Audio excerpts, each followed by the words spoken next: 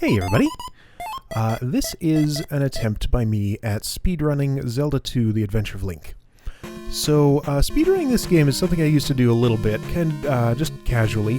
I was watching AGDQ the other week, and there was lots of really impressive stuff going on during it, and it kind of inspired me to give this another try, pick up the game again, and see if I could get a reasonable time in it. So, the time I get here is... I'd say it's pretty decent by normal person standards, but it's pretty laughable by speedrunner standards. So what I'm doing here is basically setting a baseline, getting a decent clear of the game, and using that as a basis for improving upon it. So I'll explain the game a little bit for those of you who might not be familiar with it. I assume a lot of you are, but some of you might not be. So this is the second entry in the Legend of Zelda series. It's very different from all of the others in that it's a side-scroller, at least as far as the combat scenes go. The overworld's a little different. So the combat's kind of interesting in a lot of ways. You have a shield that can block stuff at head level when you're standing up, and one level below that if you're crouching. So a lot of the combat has to do with deciding whether to stand up or crouch whenever you're doing it. And, I don't know, there are just a lot of interesting mechanics that lend themselves well to speedrunning as kind of a very high skill cap in the game. Anyway, so there are a lot of decisions you need to make throughout the game to make sure you're strong enough to actually finish it, because there's an experience and leveling system. And a lot of the routing in this game is about managing that. So at AGDQ, ProJN had a time of 59:47, I think it was, something like that. So just under an hour. This time is a little less than twice that, because I'm not using the same route that he used. He used a very, I would call it a risky route, but basically he's practiced so much that it's just, there are some skills he has that I don't have, that make that route possible, and I just can't do it that way. So I'm kind of taking a much safer, somewhat slower route through the game. And maybe as I get better, I can actually practice the harder ways of doing it. But anyway, so for those of you who do know what's going on, we're going to be getting the candle, because doing everything without the candle is just ridiculous. We'll be getting most of the spells. I already picked up Shield in the first town there, just because doing this without Shield is beyond my skill level at the moment. I would just die too much. We're going to end the game with Attack 6, Magic 7, Life 7. I would have had another level up if something really strange, not that strange, but really unfortunate hadn't happened in Palace 6. I will show you what that is when we get there. I also collect all of the Magic at Heart containers just to give myself a little bit of an easier time with the game, because it's hard enough as it is, and without all of those things, I just can't really handle it at the moment. You can do some manipulation to skip this scene right here. It's hard to do, though, and can be a bit of a time sink, so I decided to just go through it. The danger in this screen is that those bubbles will hit you and push you into the pits there, and you will die. So, managing your lives in this game is kind of an interesting aspect of it. During this run, you will actually see quite a few deaths, and in fact, 2 game overs. One of the game overs is kind of intentional, the other isn't. One of the interesting things about routing this game is that you kind of actually incorporate death into your strategy, because you start with 3 lives. Every time you lose one, well, basically it's 2 extra lives, so you start with a life, you can die twice before you get a game over. Every time you die in this game, when you have an extra life, your life and magic meters are refilled. So if you're in a situation where you really need to cast a particular spell, and you have an extra life, sometimes the best strategy is just to die, so that you'll get a refill if you're not going to need it later, and just continue from there. So there's a couple of places where I do that in here. Game over can actually be advantageous in that it refills your life counter, so it'll give you more deaths you can use to refill your health and magic. But the problem is it takes away all of your experience, and unless you're in Palace 7, the Great Palace, the last one, you will be teleported to the temple, the North Temple, I think it's called, the one you saw at the start of the game. So you have to go from there to wherever you're going. Now that can actually be good if you want to teleport there from some other place. There's a way of running this game that involves intentional game overs. If you press up and A when you're paused on the second player's controller, it'll take you straight to the game over screen, so you can sort of warp that way. I opt not to run the game that way. I just try to avoid game over if I can, or use it if I really have to, but I don't up A.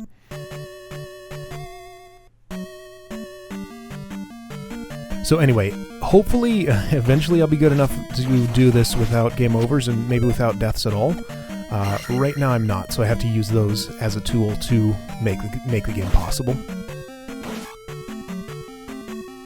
Alright, so the other drawback about game over is that you lose, maybe I mentioned this, you lose all of your accumulated experience toward the next level. You keep all your levels. But, so you can see it in the upper right. I'm at 74 out of 100 to the next level. I've already taken an attack level. The way the leveling in this game works is that you,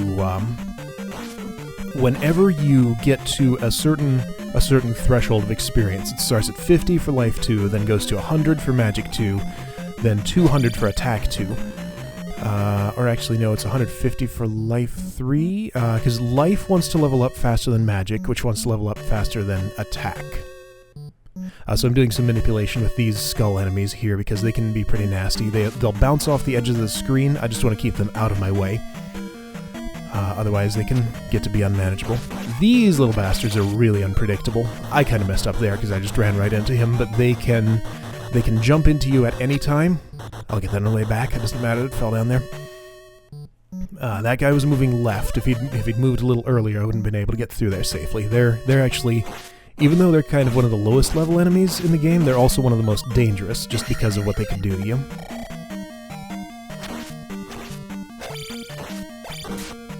So this is an Iron Knuckle. I don't usually fight these things properly. What you're supposed to do is stand in front of them and stab where their shield isn't, and hope they don't move it to block it. But if you jump and stab them sort of on the top of their heads, you can get through the shield and just ignore it entirely. But then you're jumping around and you don't get a good enough opportunity to block their attacks. So you can see how that guy just sort of jumped into me. I had no way to know that he was going to do it, and it didn't react quite quickly enough to avoid the hit. Kind of playing it safe there. I want to jump over those two, but I don't want to take a hit because one more would kill me. More screen bouncing tricks there just to keep these out of my way. The slow-moving ones you can just sort of scroll off the screen. Fast ones you can kind of do that, but it's less predictable.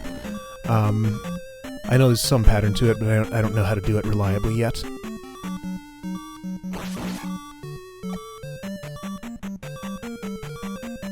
So fortunately, in Dungeon 1, there's a fairy right here, which will restore all of your life. So I was planning around that. I didn't use it earlier, waited until I'd gone through the candle path down there, which usually costs me a little bit of health. I'm still at Life 1. Life levels, what they do is they make you take less damage. And I kind of wanted to go for attack levels quickly, just because they make everything go faster, because you do more damage.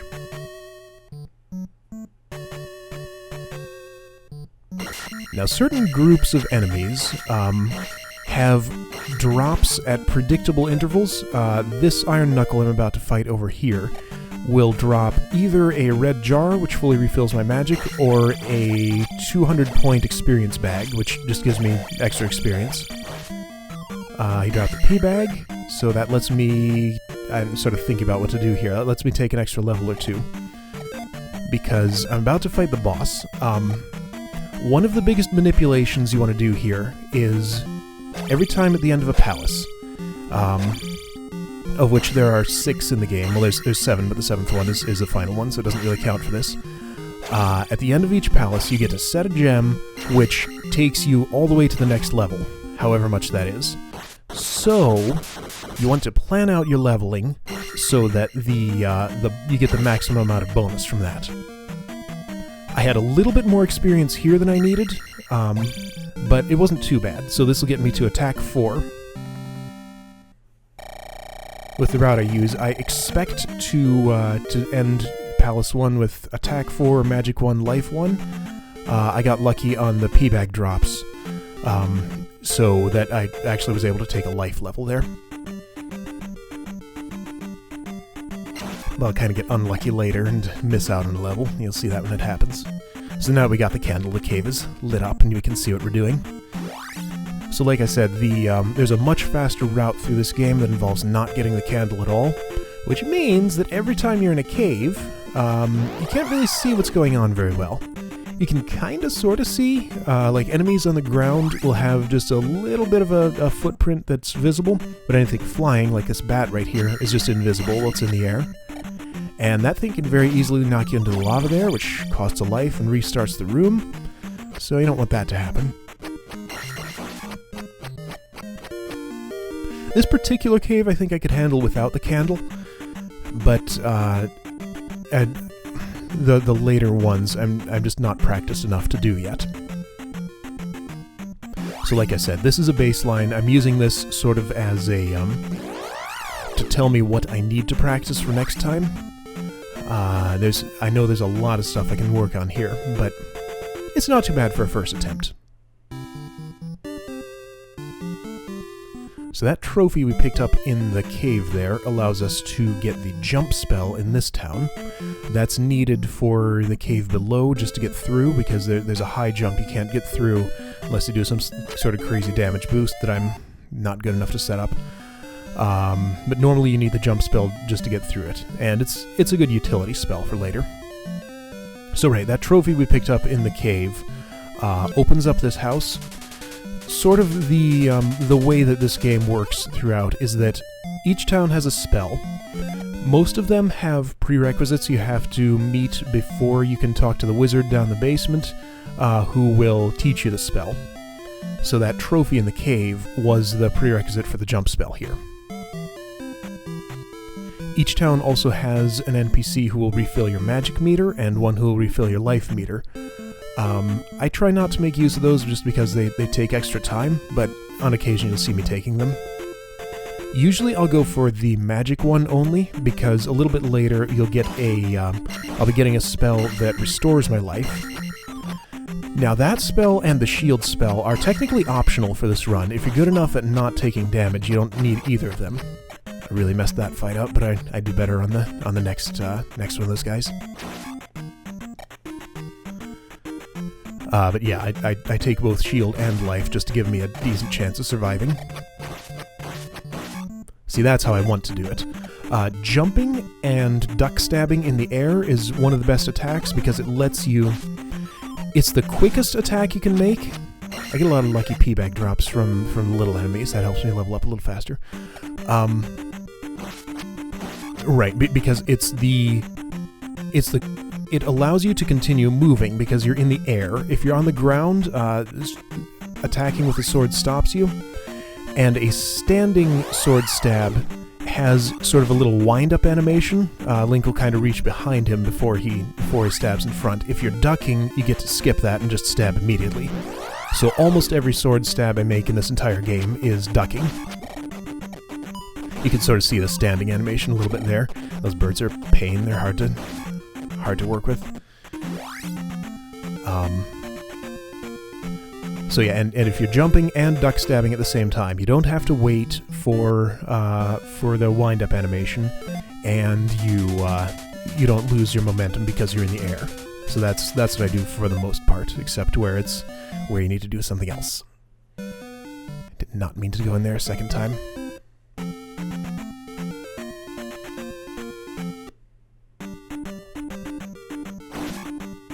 So that guy we just talked to in the woods is just basically a key for getting through this next town. This will take us down to Death Mountain, which is actually the first thing you do, basically, on the no candle route. And you'll see why that's so difficult, because it's all caves, and you'd have to do those completely in the dark if you want to take the quick way through. I thought I wanted to talk to her, but there's something we have to get over here. She has lost her mirror, and it's hidden under this table. So we pick it up, and that's the key to get into the basement for the life spell in this town. Some of them are a bit silly. That's one of the sillier ones. I don't wait for the dialogue boxes just because they're very slow to scroll, so you'll just have to take my word for what people are saying for the most part. Some of them you can't skip, like the wizards that teach you the spells. Bagu up in the forest, you have to wait for him to scroll. And then there's another guy, the one who wants his note, the Riverman as he calls him. You have to wait for him to finish saying what he's saying. I'll make this annoying beeping go away shortly.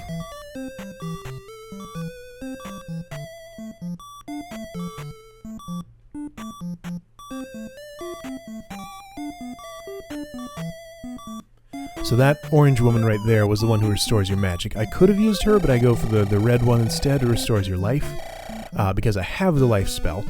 Once you've talked to someone who restores your life or magic, it'll go all the way up to the top, even if you're casting spells or taking damage. There are ways to take damage in town. You don't see any on this run, but anyway, so he just led us across the river. And, right, what I was saying is you can just repeatedly cast the life spell until you're full, because it restores like 3 bars, I think. Anyway, so he just led us across the river, so we're now in Death Mountain. And the no-candle run saves a lot of time, but it's extremely hard to do, because for all of those enemies, I would only see just a little footprint on the floor. I couldn't see them fully. And with those bots, the little blue slimes jumping around, it's really hard to know what's going on, where they are. But some people can do it. Maybe someday I'll be able to. I could have jumped over that guy. I kind of wanted his experience, though. Like I said, a lot of routing this game is about managing your experience. I could plan much more thoroughly for how much experience I have at each time. But there's a lot of improvisation too, because those P-bag drops, which give you a big experience boost, are unpredictable. You don't know when they're going to come. Well, you know when you're going to get a chance at them. Because for every 6 small enemies, just in a certain group who can drop them, they have a 1 in 8 chance of dropping one. And for every 6 large enemies, different group, it's a 50-50 chance at either that or a red jar, which refills your magic.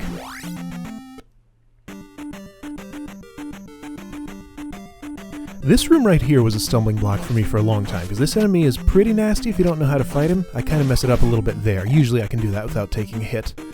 But once you know, and if you have a high enough attack, attack 4 is actually really good for Death Mountain. Once you know how to deal with them, they're not too bad. These are a little more unpredictable because you don't know what pattern they're going to throw the boomerangs in. So we just saw the first usage of the life spell there. I'm out of magic now because it costs a lot at that level, but I got a lucky level up there, which refilled it. There are also a bunch of red jars around here. I think I get a lucky drop, and then there's also one on the floor you can just pick up. So I have plenty of opportunities to refill my life here. I think this guy drops one. Oh no, he drops a P-bag. Okay, well, never mind that. I must be thinking of a different run.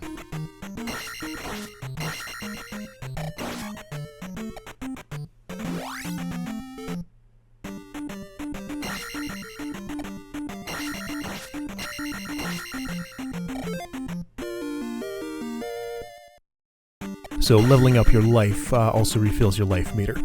So some of the planning in this game, if you're really planning out your levels, you can plan for refilling those things at a specific time, but that takes more extensive planning than I've been able to put into this route so far.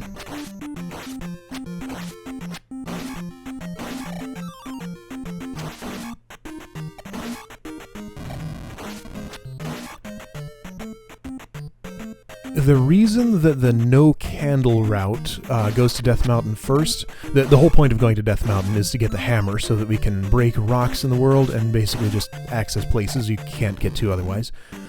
The main reason, though, for that is to get the fairy spell in the next town, I'm gonna actually kill this guy to get his drop, but he wants to go off screen. If he goes off screen, he'll just sort of fall out of the world, and I won't be able to kill him.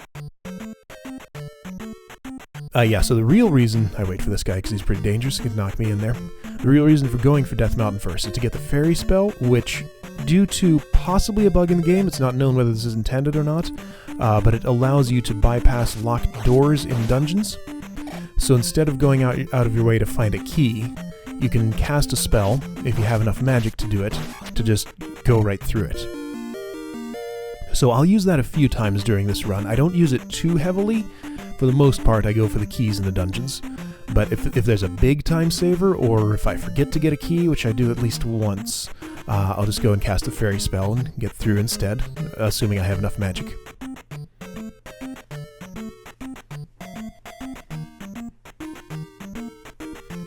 I think there is one time later where I don't have a key, I don't want to go back for it, and I don't have the magic to cast fairy, so I just take a death to refill my magic meter to get through the door, which ends up being quicker than going back for the key.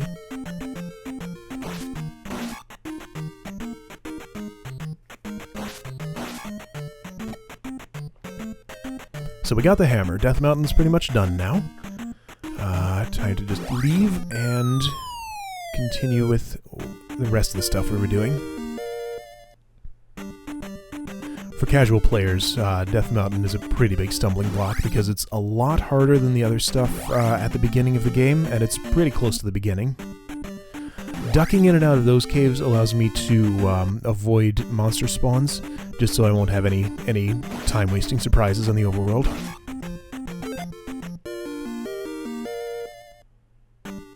I learned that from the run I watched at AGDQ.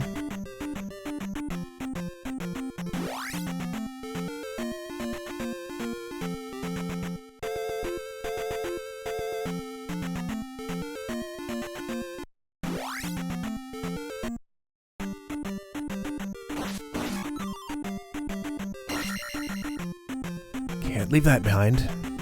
Even though it looks like a big enemy, he's actually in the small enemy group, so he only drops a 50p bag instead of a 200 one.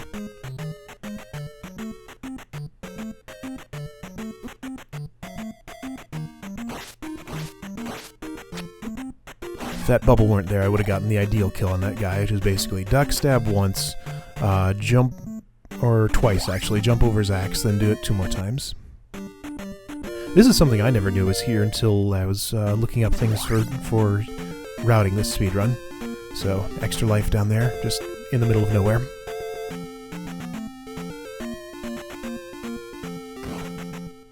So there's a town over to our right that will give us a very useful ability, as well as the fairy spell, which is also a useful ability. But to get the fairy spell, we have to fulfill a prerequisite over here, in this cave, in the swamp, that we passed by earlier. There's also another convenient extra life right there. Weirdly enough, the space that boulders leave behind when you break them is treated like desert. So we get a desert encounter here in the middle of a swamp.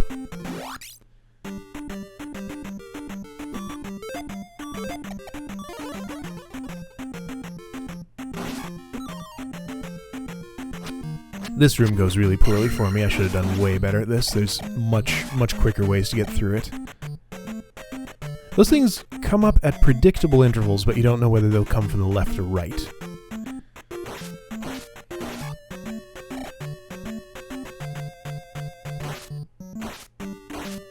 That's the quick kill. And now he's against a wall, so I can stab him even quicker. So that's, I believe it's called the Water of Life, or the Medicine of Life, or something. That's required for getting the fairy spell. So now we can go to the town and get into it.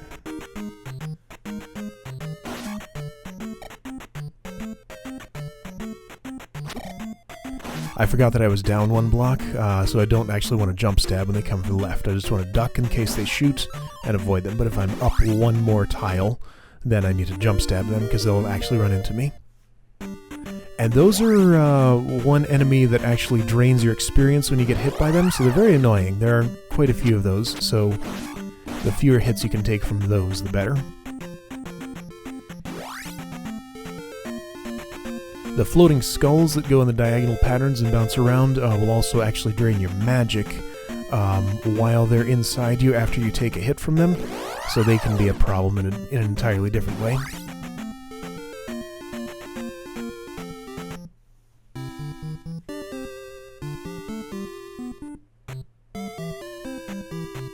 So I'm skipping the healer right there because I'm going to need to refill my magic anyway, so I'll just cast a life spell a bunch of times to get my life up.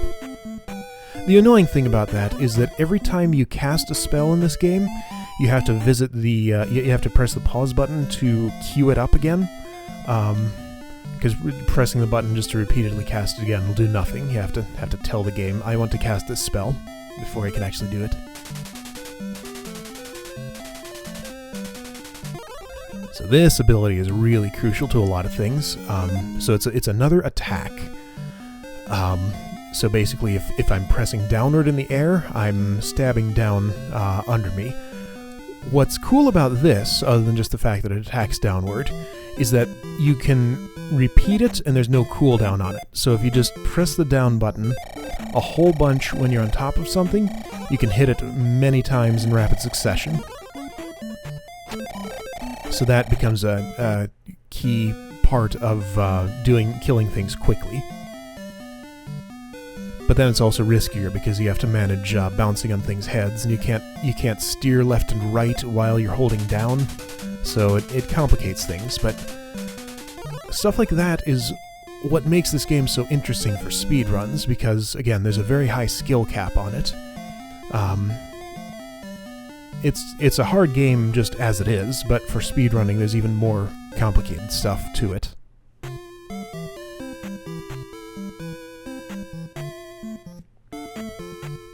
I do sort of wish I'd picked a game that doesn't take quite as long as this to complete.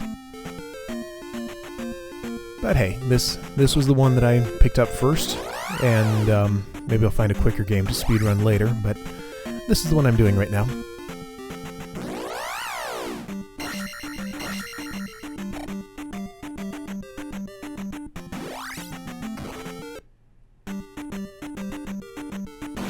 So that little thing is called a Mew. You can't actually kill it without downstab, so that's a it's basically there in this cave to show you how to use downstab or show you why it's useful.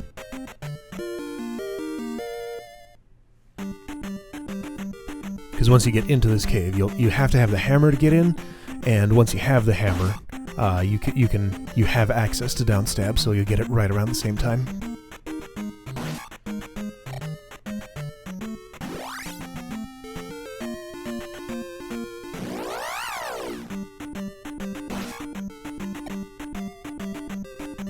That cave right there has a little bit of bonus experience in it. I opt not to do it with the way I routed this. I could imagine that some routes might be more optimal to get it in some cases, but not in this current case.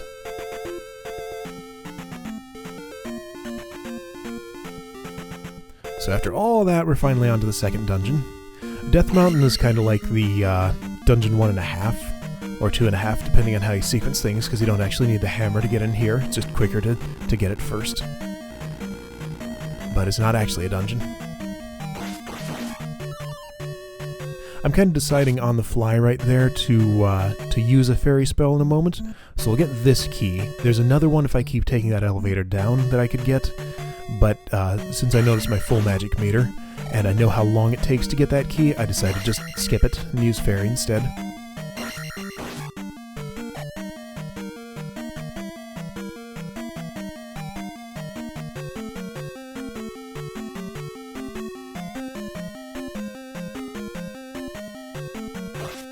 So I guess one a finer point about the leveling system in this game that I didn't mention is that every time you get to... So basically there are 3 level ups that are available to you at any time. Life, magic, and attack. If you have any of those at level 8, leveling that one up will give you an extra life instead of it upgrading it. But whichever one has the lowest requirement is going to come up first. If you pass that threshold and choose to cancel, I play this room very carefully because those guys can very easily knock me into the lava there. Just gonna wait for him to, oops, wait for him to walk off. Alright, so if you choose to cancel, you don't get an opportunity to level up until you get to the next threshold, for whatever level costs the next most. Once you're there, you can actually choose to level up the earlier one if you want to spend less experience than all of what you have. But yeah, canceling your level ups is sort of how you go about planning them out. I didn't really need that, but I decided to get it anyway, just because it was there. Might as well refill my life.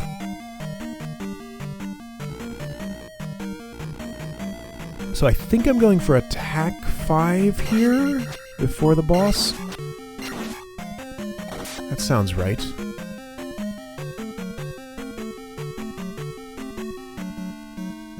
But I'm not I think something happens and I end up not taking it. I choose something different. This pattern of falling blocks is random. That gave me a really annoying one that I had to cast a jump spell to get over.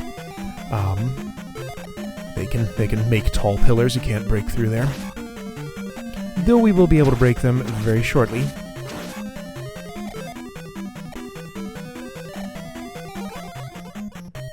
So that's the door you have to get through that I didn't have a key to get through.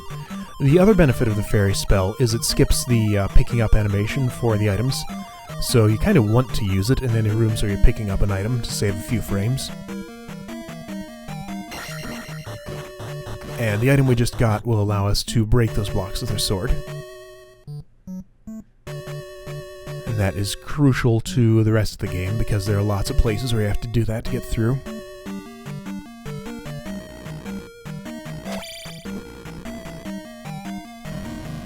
I failed to actually stab that guy on the way down. If you do that, he won't do any damage to you. Just sort of forgot about him.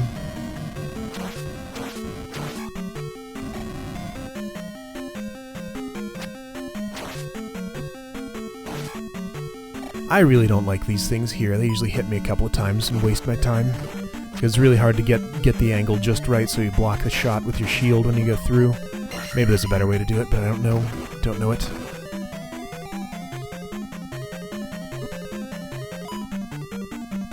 Sometimes I get hit twice and waste even more time there. Fortunately, they don't do too much damage, but it's some.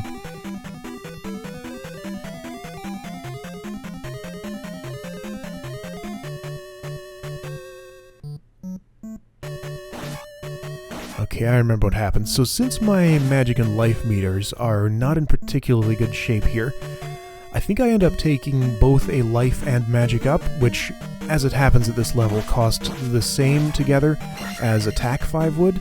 So I get magic 5 and life 5. Sometimes those statues have red jars in them. I couldn't remember if that was one that did or not. Turns out it wasn't.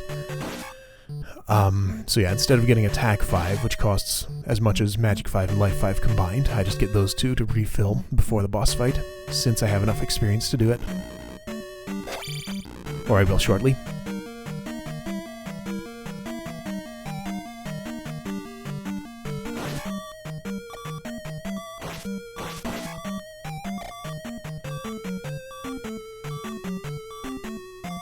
Palace 2 isn't too difficult, so I wasn't extremely worried about my life here, but if I mess up on a fight like this one coming up, well, not that. No, I did mess that up. The red iron knuckles can be a little bit dangerous. They can catch you off guard with their sword, but that one didn't. So that Stalfos there would have gotten me at the attack level, but since I'm in such bad shape, I just go for the other two. Which is actually better for the amount of experience I get at the end. Because if I'd taken attack 5, the next up would have been at 800, but this way it's 1500, so I get a larger bonus.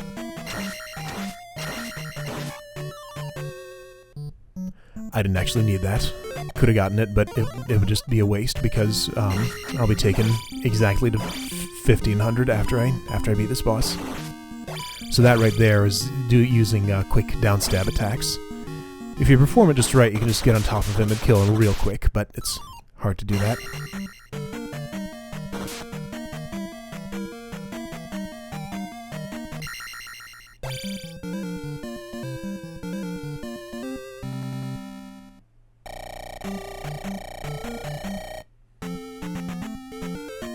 I was a little bit worried as I was exiting the palace there. I decided to keep going for attack 5 because I really wanted. There's actually a bug I ran into on an earlier attempt here. Apparently, if you exit a palace on the same frame as you cross an experience threshold, so that it would show the level up game, you end up soft locking the game, and you're just stuck on a black screen. So you can't level up. You can't actually exit. So if I'm close to if the experience is close to ticking over my my next up amount when I'm exiting, I'll sometimes wait just a moment just to be sure. Because normally it would just keep counting up on the next screen. Forgot where I was going. Went way too far over to the right there. So yeah, normally it would just keep ticking up on the next screen, like it did there.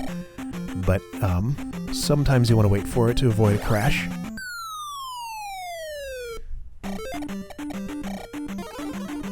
This is the other reason you sometimes need the fairy spell, the intended one, to actually fly over things like that.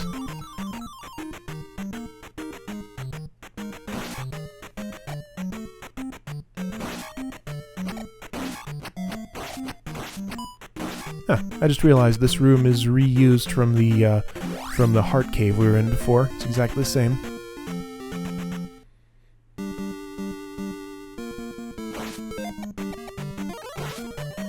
At the beginning of most of the palaces, that statue will contain either a red jar or a red iron knuckle.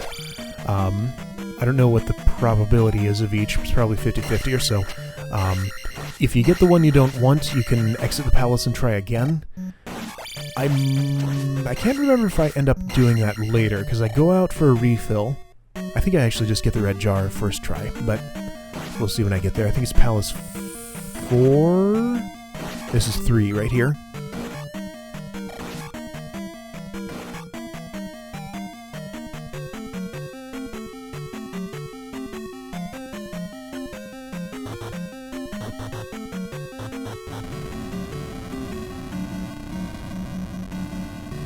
You don't get a lot of opportunity to kill the orange Moa in this game, the floating, flaming eyeballs called a Moa. The other colors are more within reach, but those guys usually just drop flames and be annoying, but stay out of reach.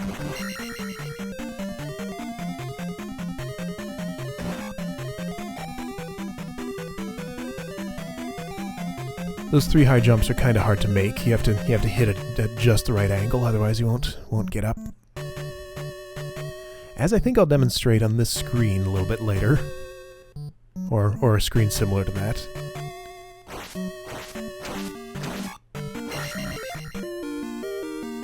There's our attack 5. So at this point, just because of some good luck with P-bag drops, I was ahead of where I planned to be with experience.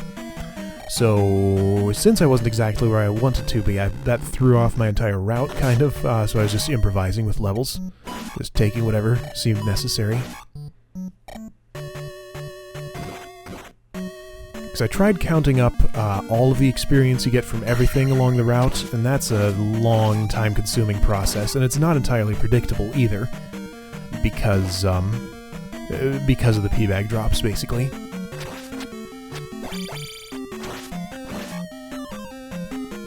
Like that one. I could have saved that one for later, but I didn't realize until then. So here's the first blue iron knuckle you have to fight. This is probably...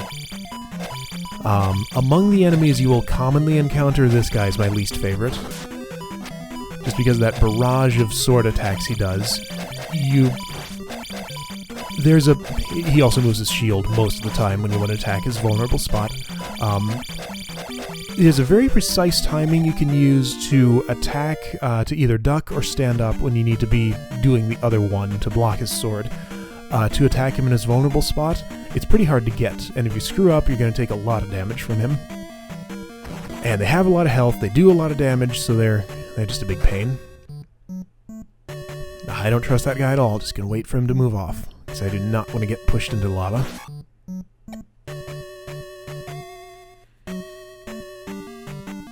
If I had full health, I could hit him with a ranged attack, but unfortunately I don't.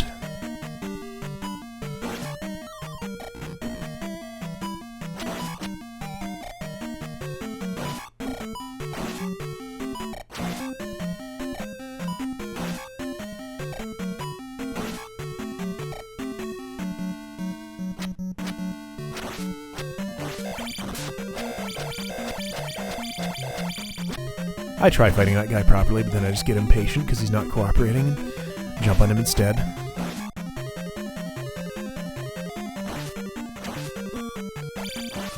Yeah, that's what happens sometimes. That's why that technique is dangerous.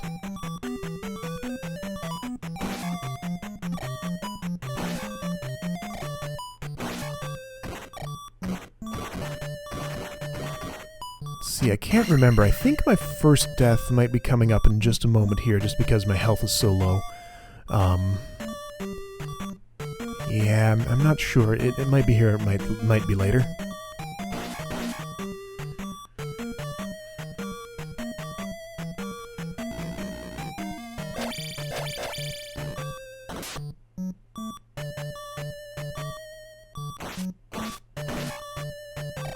Yeah, that's right. I remember the guy at the end of this room kills me. It's a pretty tough enemy to kill without taking any damage, and I didn't really plan properly for doing it. But fortunately, we have plenty of extra lives, so not a problem here. I wasn't sure if I needed that or not. I figured I'd get it just to be sure. Getting on top of him is really good because he can jump, but he can do a lot of damage really quick.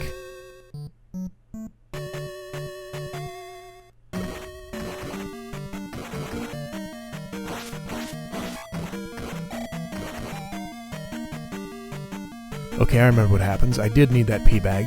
I'm actually going to come back and kill the blue iron knuckle there for the little bit of experience boost I need to get to the next level before I set the gem here.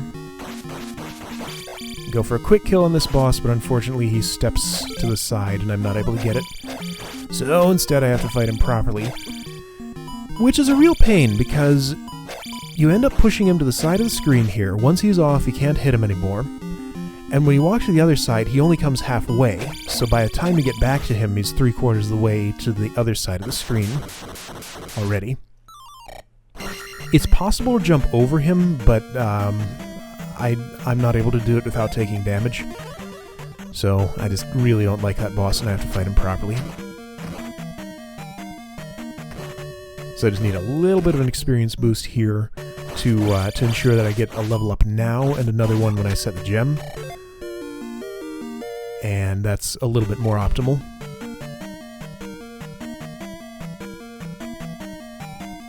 So now instead of getting less than 100 bonus experience, I'll get 2135.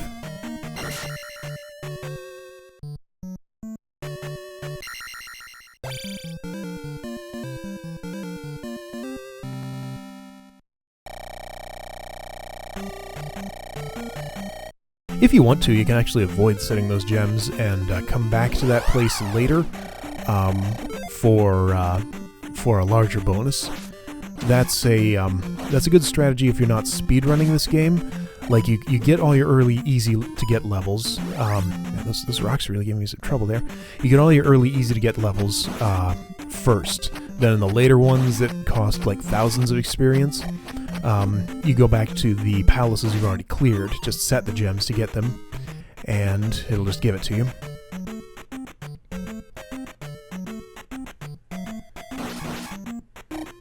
But of course on a speedrun we want to minimize backtracking, so just have to manage that as best you can. I always accidentally run into this thing because I keep holding left after I come out of that cave, and this is just where I end up after I go north. That's a thing I need to work on by routing through the graveyard here. That grave that's by itself is kind of just a landmark. It shows you where you need to go south from to get to the place you fall to get into Palace 3.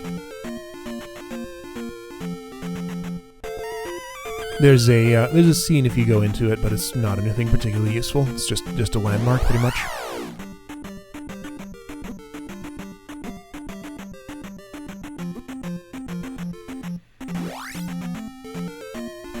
So this town down here, I just skip entirely. It doesn't have anything I need in it. The spell you learn from it is the fire spell. It's used to kill otherwise invulnerable enemies, but there's no place you actually need to kill any of those. Like this lizard. I can't damage it normally, but if I cast the fire spell, my sword will start shooting fire, and that fire is the only thing that can damage it. but there's no place in the game where you actually need to kill one of those enemies, so I just skip it entirely.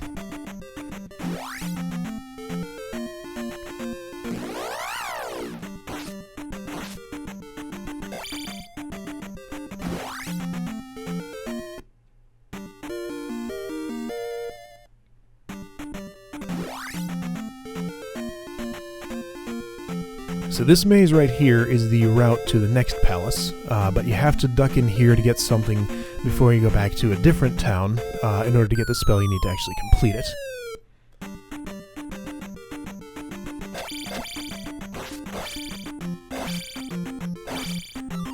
So there's a kidnapped child right here, which, like any other item in the game, we'll just hold up over our head and pick it up, which is kind of ridiculous, but that's just how the game works. And that's the key to get the Reflect spell, which is required for killing the boss in the next palace.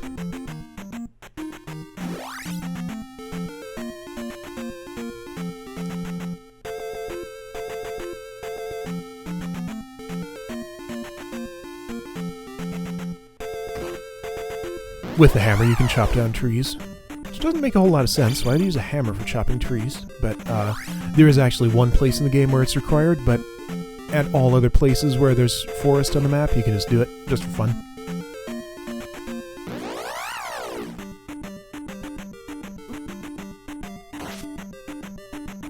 Now, right here, I'm going to be manipulating enemy encounters to happen on a tile where you would normally go into a scene that takes a long time. This is a lot quicker if you can do it, but when they spawn, they'll wander around kind of randomly, so it's sometimes hard to make it happen.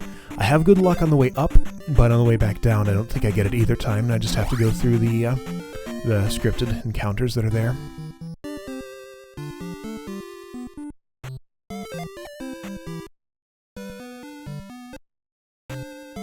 Did not mean to go into that house.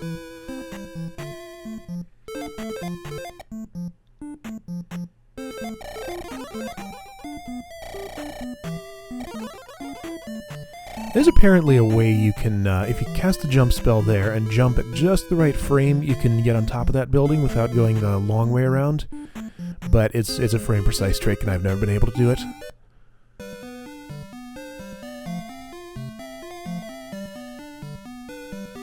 So in here we learn the other sword attack. So we got the down stab a couple of towns ago. This one is the up stab. Works as you'd expect. It's less useful, but still comes in handy on occasion. That's one that you can skip. It's optional, but it's worth getting, as the way that I'm playing the game right now, at least.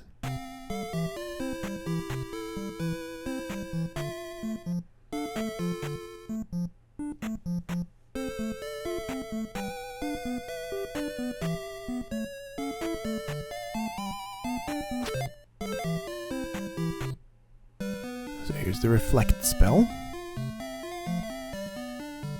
Really, we only use this for one specific purpose during this run. It has a few more uses than we use it for, but it's the only way to kill the boss in the next palace, which is a terribly, terribly designed boss. I really don't like it at all. I'll show you why when we get there, but you have to have the Reflect spell in order to kill it.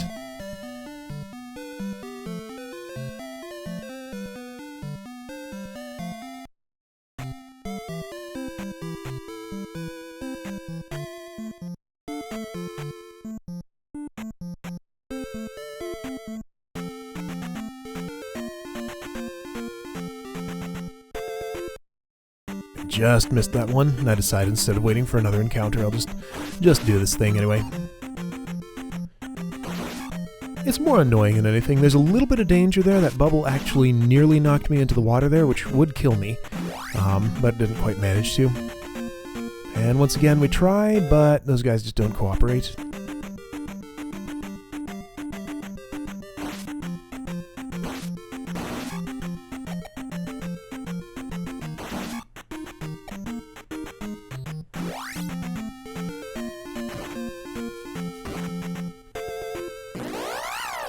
So now that we have the Reflect spell, we're ready to go back to the maze and actually take on the palace there.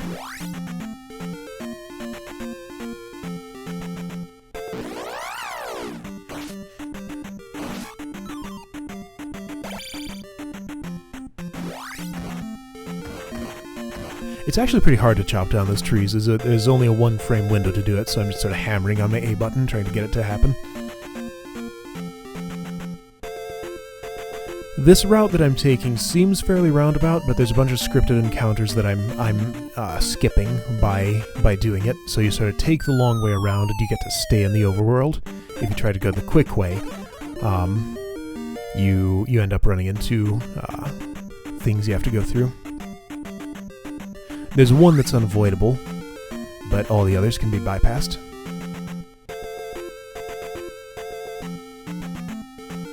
This one right here.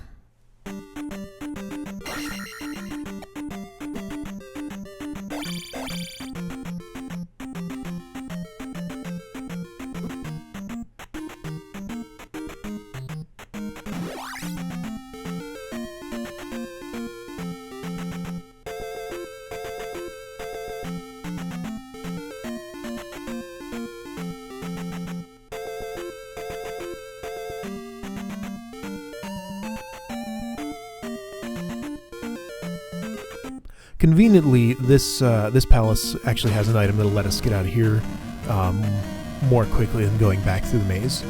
So what you saw there was a red iron knuckle coming out of the statue. That's what happens if you don't get a red jar. I could have exited and come back in. I was trying for the red jar just so I could cast life, because I'm down a few hit points, but it's not too much of a problem. It's not enough that it was worth trying a second time.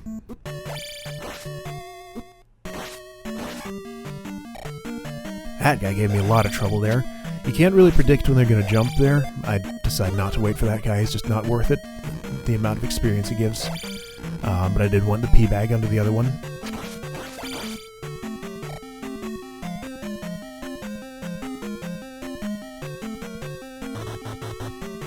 This jump's a little tricky. If you miss it, you fall down to a place where you have to circle back around and try again. You can cast the jump or fairy spell to make it easier, but if you just time it right, it's not too bad.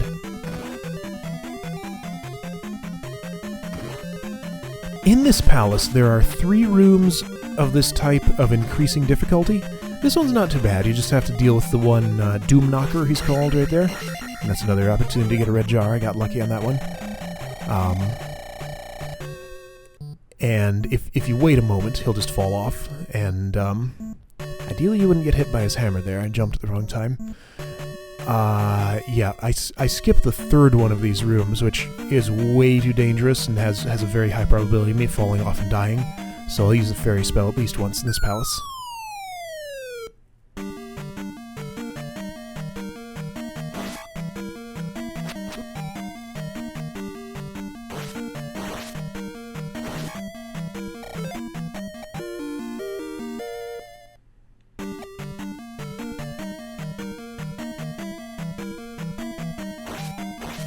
So that's as much attack power as we're going to get this entire run.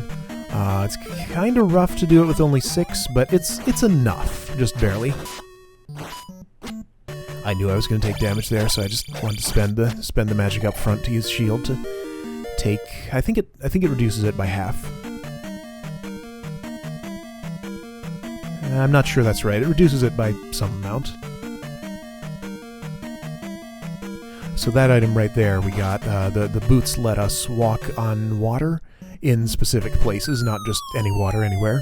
But the stream that was leading through the maze is all stuff you can walk on with the boots, so we can just take that route out when we're done with this place. So here's the second one of these rooms. It's pretty similar to the first. That guy's in a slightly different position, which actually lets you be able to kill him more easily. And there's one of those, which isn't a problem, but this fast-moving skull can throw things off a little bit. No red jar in that statue, unlike the other one. If they hit a corner at a specific angle, that's what happens, so I wasn't quite ready for that. So he's not too bad. You can deal with him. You can actually kill those if you hit them enough times, but it takes a ridiculous number of hits, even at the highest attack levels, to be able to do it. The room that we'll be skipping has those wavy pattern heads in it, and looks like the others, so they have a very high chance of knocking you off.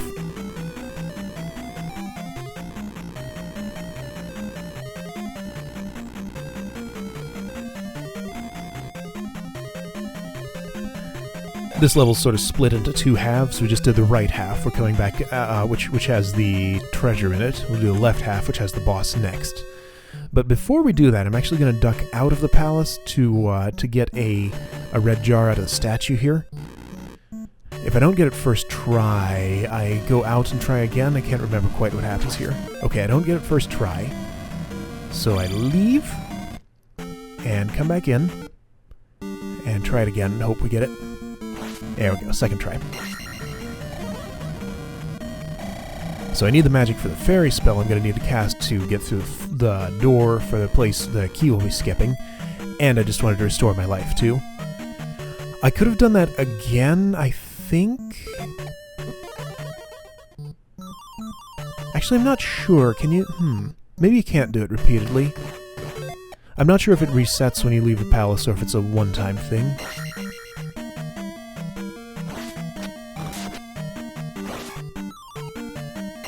Apparently I skipped a key that I didn't think that I'd skipped because I didn't have one for the door. We just went through on the previous screen.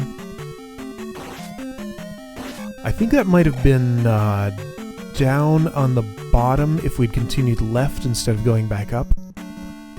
Yeah, I'm pretty sure that's where it is.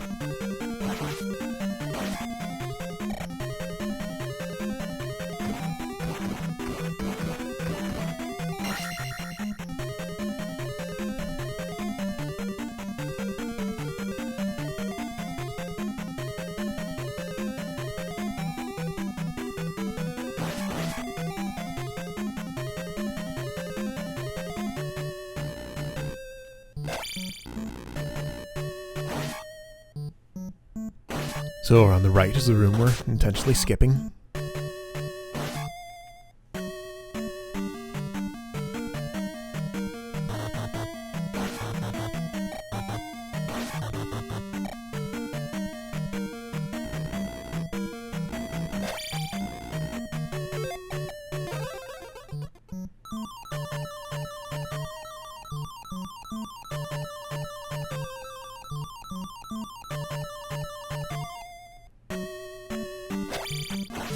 And one or two more screens will be at the boss.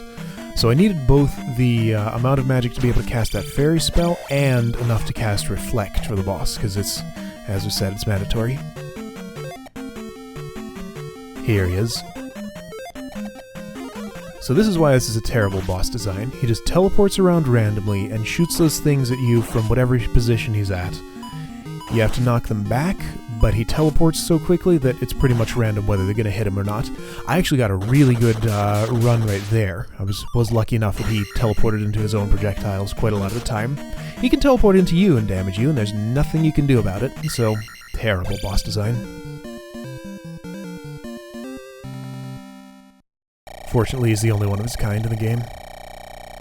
Those Wizrobes we've been seeing that are sort of like smaller versions of him work the same way, but it's rarely, if ever, worth it to cast Reflect to kill them.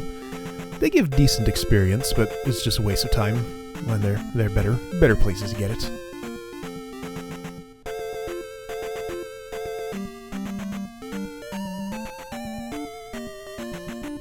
This route that I'm walking here is all walkable water tiles, but if the surrounding ones can't be walked on, so you just sort of have to feel your way through until you learn the route.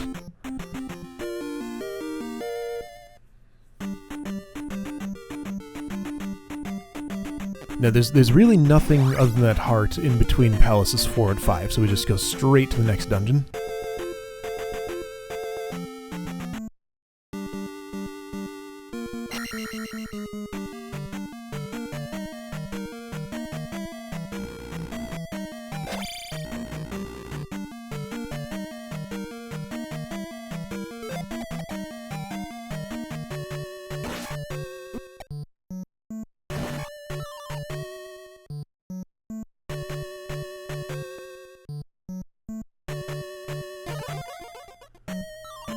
This is kind of an obnoxious room because when you have the fairy spell cast, you can't use your sword, so you can't pick up keys because Link picks up keys with his sword for some reason. So you have to turn around and come back after the spell wears off, which it only does after leaving a room to get this key, if you want it. Or you could cast Fairy again later in the dungeon, but that's harder to plan for because it costs so much magic.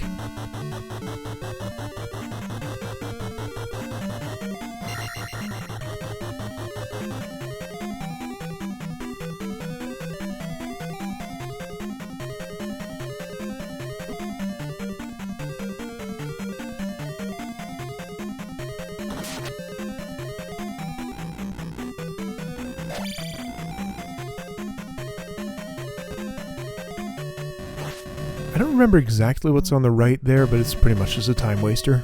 Don't think there's any reason to go there.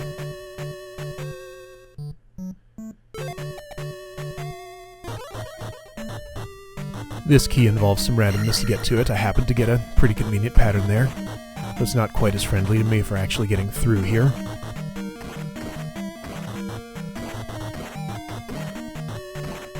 If you wait for this to fill up all the way, you can carve your own path, but you don't want to be waiting in a speedrun.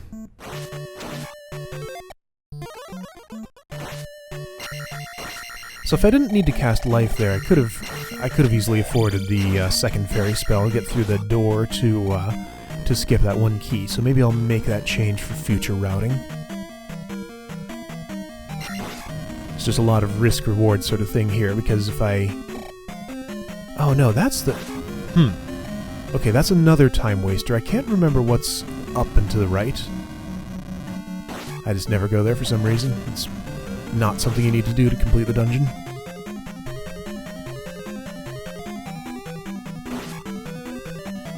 So other things like that, where I forget which way I need to go, are definitely large improvements I can make in my route here, but it's hard to keep it all in my head at once. That guy gives me way more trouble than he should, but fortunately gives me one of those, so I can restore my life fully.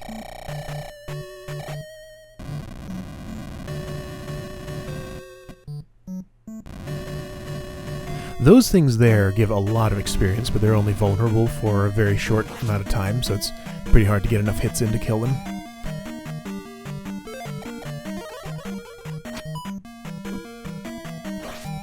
This enemy here, at what seems to be a dead end, is supposed to clue you into the fact that the wall behind him is actually fake. So that this secret here leads to the treasure of the dungeon, which you can't get at any other way.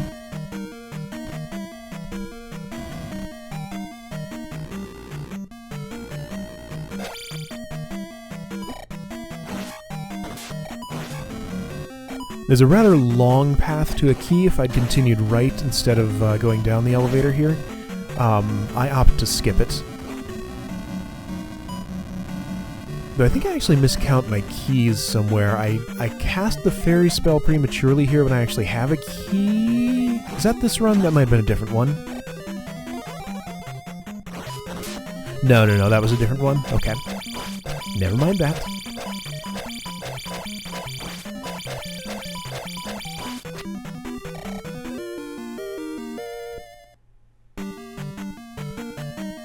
So the flute is an item we'll use exactly twice in the overworld, just to get past, well, I guess a couple more times, in exactly 2 places in the overworld, to get past one obstacle and to reveal the 6th dungeon.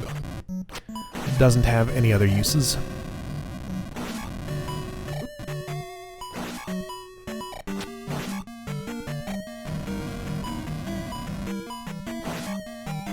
Man, a lot of the stuff I do in this dungeon is really sloppy, so there's a lot of room for improvement just in my execution of things here.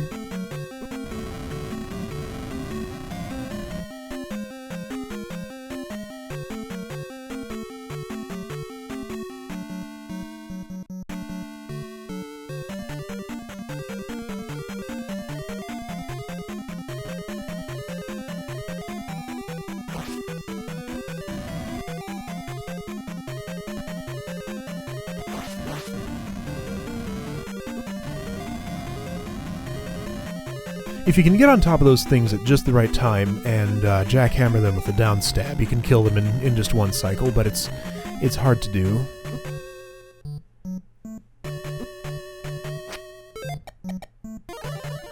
So if you had been looking at my magic meter, you could see it was draining as that guy was inside me. He didn't didn't take away so much that I wasn't able to cast Fairy, but I actually missed another key somewhere here. Yeah, big improvement I could make here is actually routing this dungeon properly. I thought there was a key here, but it's actually a pea bag. There's like 3 or 4 rooms that look like this, and only one of them has a key in it, and it wasn't the one that I expected. So I need that key to get through here, or a fairy spell, but I don't have enough magic to cast it. So I'm going down here, because I think there might be a key this way, but I think I decide instead just to take the death and refill that way. Because it's quicker than going and finding a key.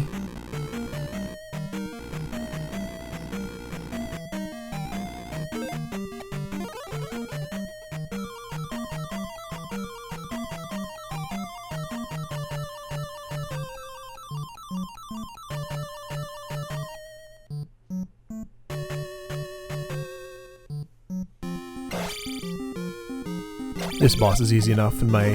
Oh, well I was going to say it was easy enough and my health is high enough that I don't bother casting shield, but apparently I do. I don't think I really need it. As long as you stick to this pattern, he's not too likely to hit you. Only problem is he goes off screen, so you can't see what he's doing, and can't hit him, as you can see there.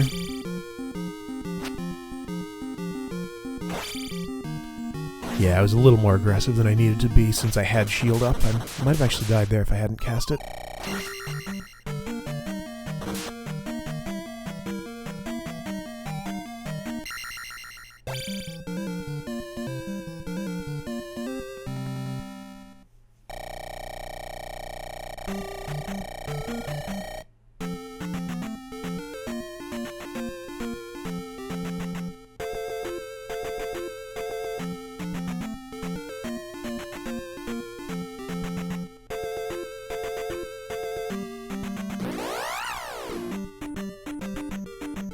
So interestingly, the encounter sound overrides the fanfare you get when you level up. This is one of the 2 places we use the flute. So I actually saved some time there unintentionally. I didn't quite realize what I was doing, but it was lucky.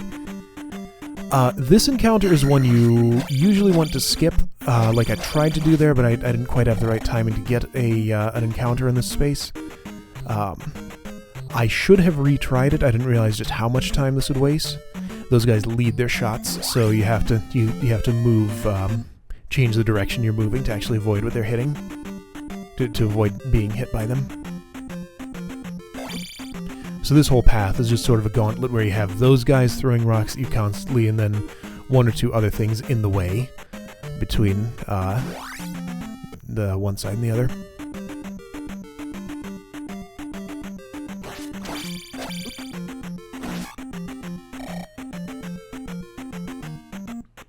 Even though those Lizalfos enemies work very similarly to the Iron Knuckles, the same technique doesn't work on them, so I just do a jumping crouch stab a few times and usually kills them. But it's a little more dicey than the other ones.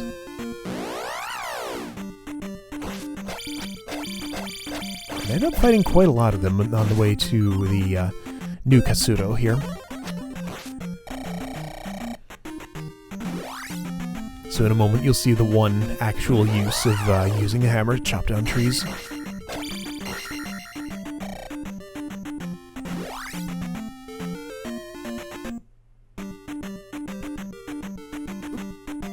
That's another enemy you can't kill without the fire spell, and they jump at very unpredictable times, so I take damage a lot of the time from trying to avoid them. See, that's what you want to happen. You want to jump over and just downstab off them to get away, but it doesn't always go that way.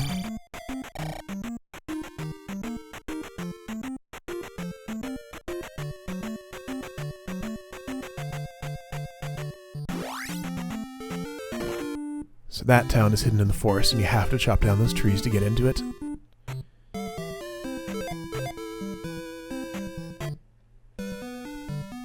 Here we get the final magic container. Soon we'll get the final heart container, so we'll have as much magic and life as we'll be getting. So these increase your capacity levels in those skills, make spells cost less, and make hits cause you to take less damage. So they kind of do the same thing, just in a different way.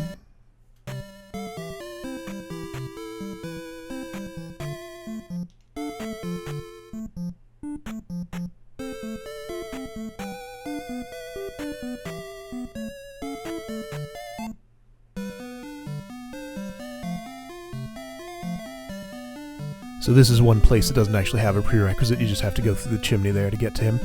And here we get the wonderfully named spell, which has a couple of uses. One of the uses is at the end of this town to open up a secret area. The other one is... I'm not actually entirely familiar with it. It can turn all the enemies on screen into much weaker versions of themselves. So I should probably learn to use it more for that. It could be quite advantageous, but that's the other thing it does, just opens that.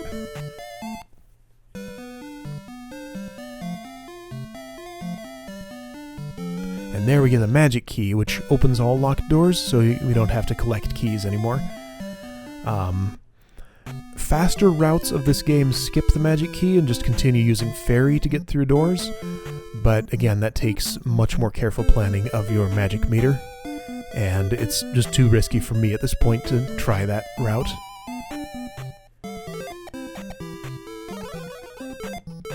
Doesn't seem like the amount of time saved would be enormous. Like, going over there doesn't take too long, but it's some amount of time.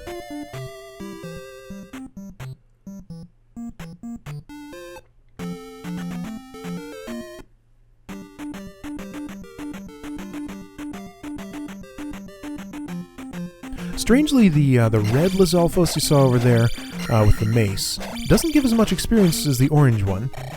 Usually the way enemy progression in this game works is orange, red, blue in increasing difficulty. Not all enemies have all colors of variance. The Moas actually have 4, I think. It's like red, orange, red, light blue, and dark blue. But yeah, for some reason the tougher Lizalfos doesn't give you gives you less experience. They only give 100 instead of 150. I didn't actually have to chop that down to get in here. Just happened to on the way. So that would have come in handy for my route if something hadn't gone terribly wrong in a little bit. There's the last heart container.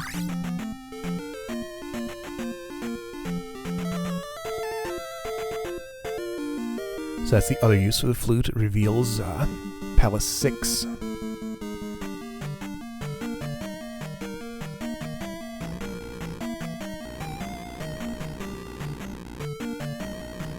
So there's no keys up on previous floors. You come in here and you're just at a locked door pretty much right away.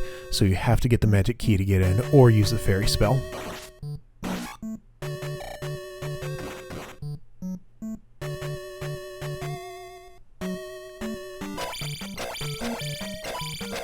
Come to think of it though, I think you can take keys from other dungeons with you.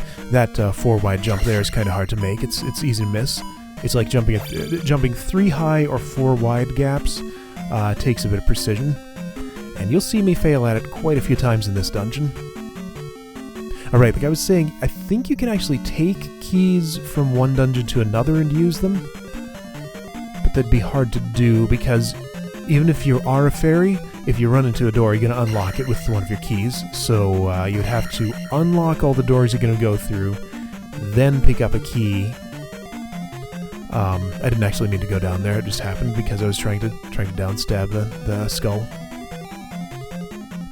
Missed the jump, so I have to do this the hard way. This is a pain. I don't actually understand how this jump works. Sometimes, okay, that time it worked.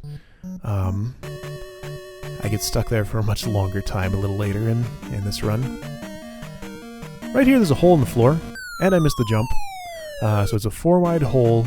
You can cast the jump spell to make it easier, but I prefer not to. I probably should, because there's a reasonably high chance of failing and falling down here, which wastes a bunch of time. But if you get it in just the right place, you can jump over without it.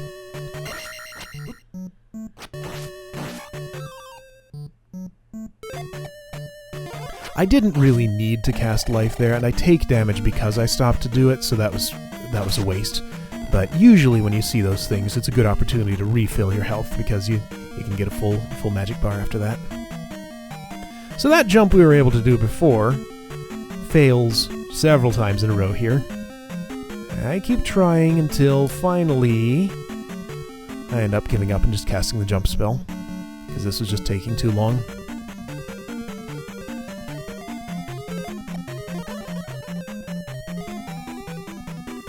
There must be some technique to that I don't understand. I don't know if I need to pull left just a little bit before I hit the top of it or what, but it's an annoying spot.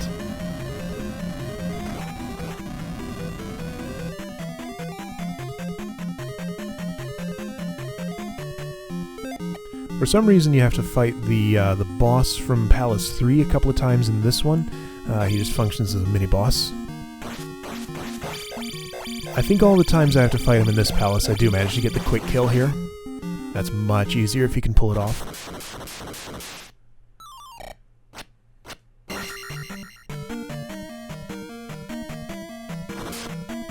Boss fights still have to drop down the key for you, even though you have the magic key and you don't ever need keys again, but that's still just how they go.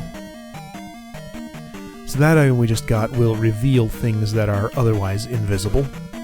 It's another optional item, but it's very dangerous to not take it. One thing I think I need to practice is jumping over that gap in the other direction.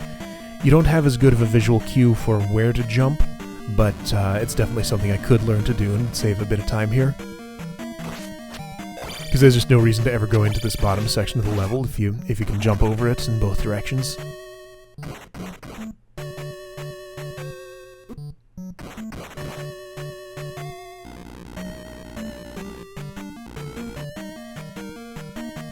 Do I get it? Yeah, first try that time.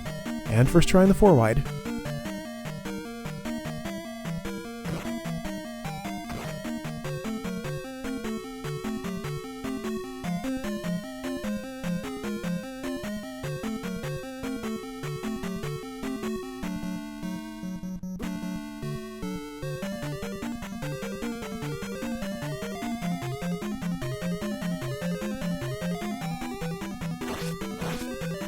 I skipped this guy earlier. If I'd killed him instead of jumping over him, he wouldn't have been there.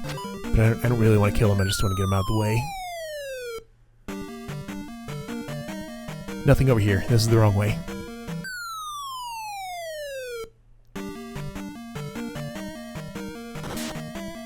Now from here on is where this dungeon gets really brutal. You have to... Okay, right, so this room. This is another very dangerous room. You can actually kill those things, and they'll leave you alone for a moment. I think the strategy I want to use next time here is to actually kill them. The other strategy is to get them coming from the left like that, so they don't give you quite as much trouble. But yeah, I need to learn to just kill them. That was really lucky there. I very nearly got knocked into the lava. I should probably just kill them, move on. They'll respawn after a time, but if I just stop to kill them each time, it'll be much safer to get across.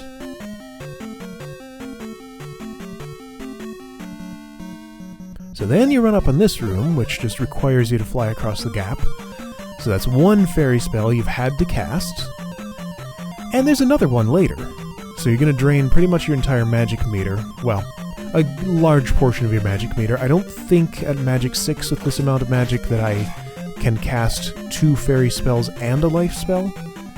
And there's other stuff you want to cast too, so it's very demanding on your magic, the rest of this level. And for whatever reason, you have to fight another one of these guys here.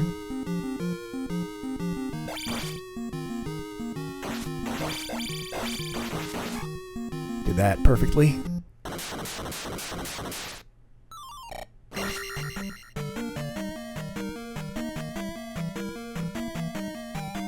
Some of the statues in the wall that look like that have red jars in them. I don't know if there are any in that area. Now here's a strange choice. There's an extra life over here.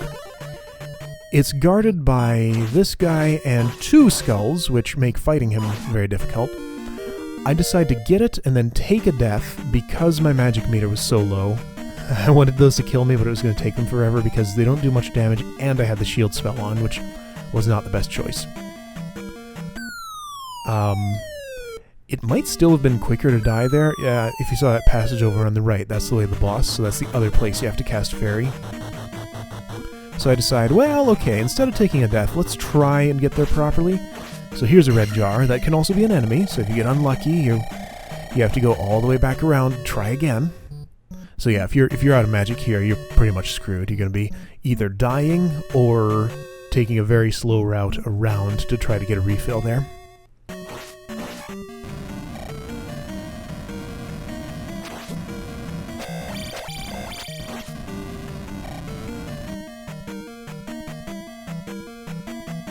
So once we make the long journey back around, we can actually get to the boss, who is...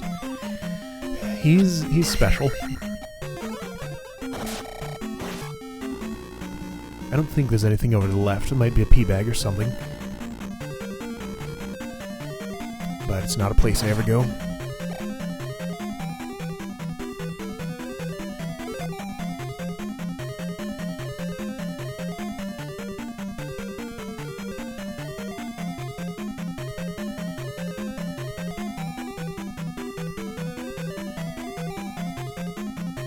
Alright, so now we have enough magic to cast Fairy. Down here, through there. There's no way to get far enough right to just land in that. And now we're at the boss. Most dangerous boss in the game because of those pits of lava. There's a risky strategy for him. You can get on top of his head and downstab him a whole bunch. I practiced that a whole lot before doing this run, and I think I managed to screw it up in a way that didn't happen at all during practice, even though I killed him like 60 times in a row. So when he shoots fire at you, that can knock you off if you're in the wrong place. I thought I had a strategy that meant he would never knock me off, but turns out that wasn't true at all. And he was almost dead. He was one hit away. So that was really unfortunate. But this actually goes wrong in a couple of more ways before I managed to get it right. Fortunately, I had a lot of extra lives here. Yeah, that's the quick technique. If you can just stay up there, you can do a lot of damage to him. But it's very dangerous, as you can see there.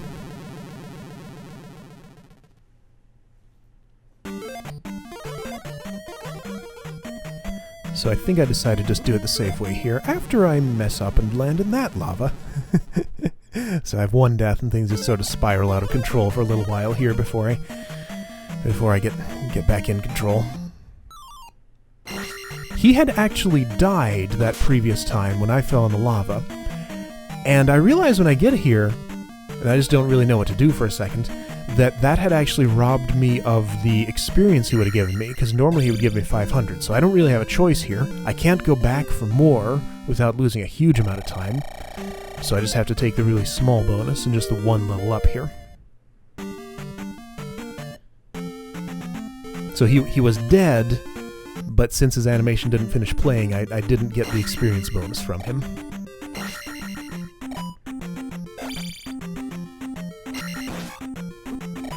Anyway, for future attempts, I'll probably use a safer strategy that doesn't involve jumping on top of his head.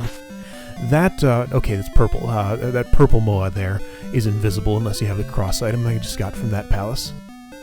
That one right there is not too bad, but you'll see more later that are much nastier. So yeah, for future runs, I'll probably use a safer strategy for that boss.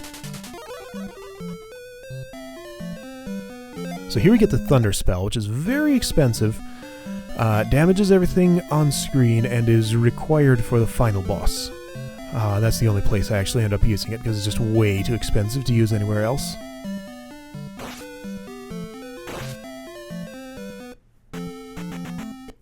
So if you come in there without the cross, you're just sort of going to be mysteriously taking damage in this ruined town with nobody around. It's pretty spooky. New Kasuto, the town we were in there, that's old Kasuto, is the rebuilt version of that. But yeah, that old one is abandoned, except for the old man in there, who only gives you the Thunder spell if you have all of the magic containers. So all speedrun routes have to get all the magic containers, even though they can skip the heart containers. Magic containers are mandatory. I was about to fall in the water there, so I cast Fairy to save myself. If you do that early enough, it works, but if you do it too late, really screwed that up. I was trying to get an encounter on the path, or I could just leave, but it didn't work that way. Forgot what I was saying. You really, really want to skip this space because it's particularly nasty. I actually choose not to skip it a little later, and I see just how bad it is. So you'll see that in a bit. Yeah, so spoilers, I guess. I end up getting a game over here, and have to redo the entire Valley of Death. The strategy I use for this, because this is the most brutal section of the overworld. These encounters you always want to skip, with the only slightly easier ones. I'm pausing there to make sure I hit that just right. The only slightly easier ones you get from the random encounters. But yeah, these come with blue moas and those weird eyeballs that can only be damaged when they're open. And lava pits that'll kill you if you fall on them. So these encounters are very dangerous. So yeah, this is the most brutal stretch of the overworld. My usual strategy for it is to get through it and get to the Great Palace that's on the other side of it, which is the only spot in the game where if you get a game over, it'll actually take you back there instead of the starting point. So it usually costs me a few lives to get through here. So I'll be down to 1 life when I get to the Great Palace. I'll take a game over there to refill my lives, and then go through the rest of it. But unfortunately I don't quite make it before I die in this first attempt, so we're going to have to redo what we're doing right now.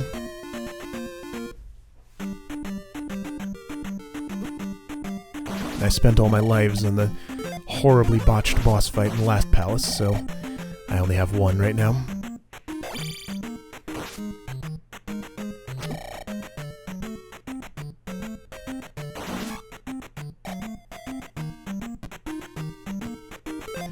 There's a way to get over this scorpion so you don't take damage. I was not able to do it during this run. It's fairly precise. I think this is the guy that kills me. Yep, sure is.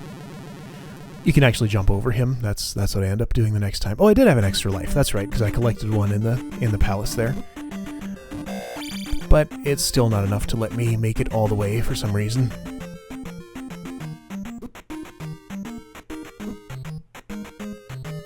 It's possible to jump over him without taking damage. There's a trick to it. Apparently the enemies actually read your inputs, and if you have to release the left-right direction right as you jump, and then they'll just stop while you're in the air. Because if you keep pressing left or right, they'll continue in that same direction. That's right. Oh, no, that's not where I die. It's really unfortunate because it's very late in the journey here.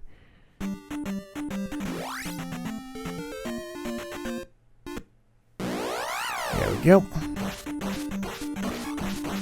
So it would have been much more ideal if I'd died a lot earlier.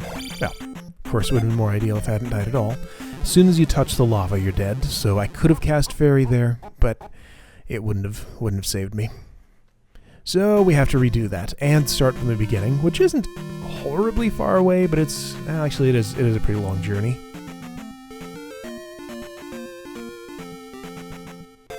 Yeah, no, what am I saying? We're pretty much at the furthest point from where we need to be.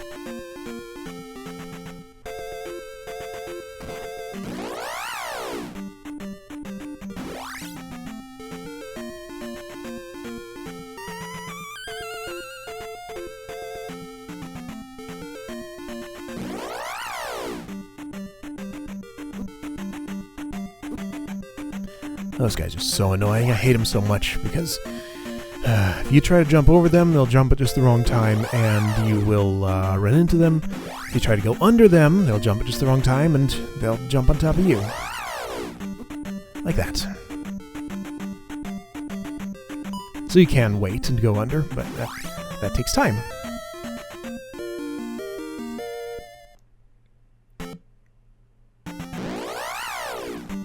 Pausing just makes it a little easier to manage the random enemy movement there. Since that's all path, where enemies don't spawn, I don't get a chance to skip either of these other two encounters. You can only do the first one.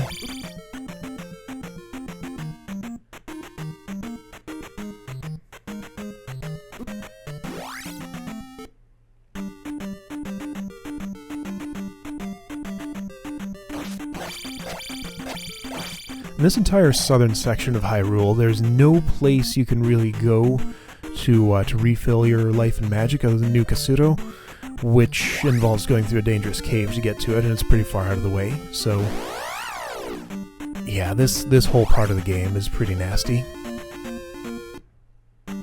So I get here and I think, well, how bad could it be? Since we failed getting the skip once, let's just try going through it. It turns out really bad. Those blue moas cause way more trouble than it looks like they should. I end up weakened significantly when I get through here. Fortunately, this thing comes back.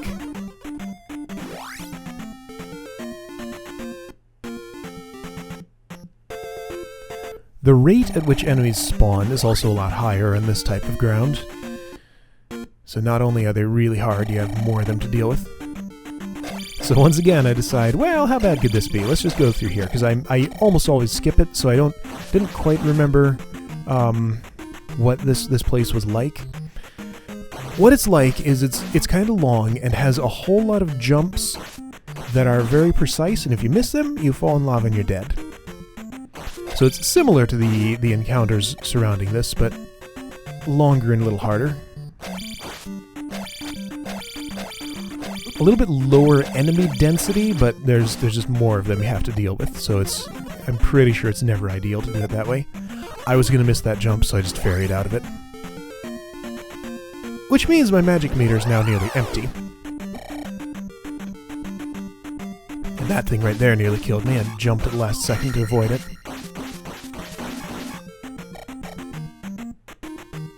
If I wait too long here, those eyeballs close in, the non-flaming ones, and I have to wait even longer, so I should really learn to just move much more quickly there to get away from the center, because otherwise I'm just going to get trapped there for longer.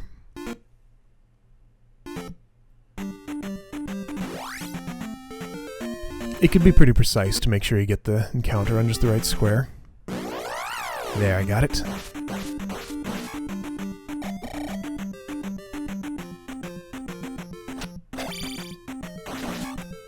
And the interval at which those things open and close their eyeball is it's random, so there's no way to predict it.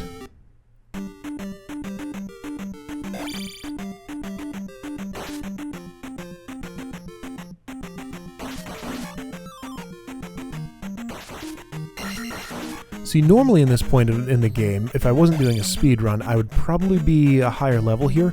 Ideally, you want Attack 8, Magic 8, Life 8 here, which means you'll do more damage, you'll take less, and your magic will go farther. But since we're speedrunning... See, I should have had one more level. Yeah, I almost executed that right, but didn't quite make it all the way over him. I should have had one more level if I hadn't screwed up that last boss fight. But I was robbed.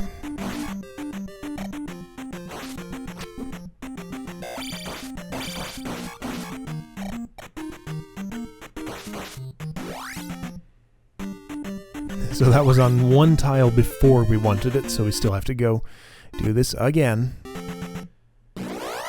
Unfortunately, we get a big one, which doesn't have those floating protected eyeballs. That's not going to do me any good. I'm not going to get to 4,000. But it does have those blue guys, which is actually, come to think of it, that's easier. Because those, just the way it works out, those are actually easier to dodge than the other eyeballs.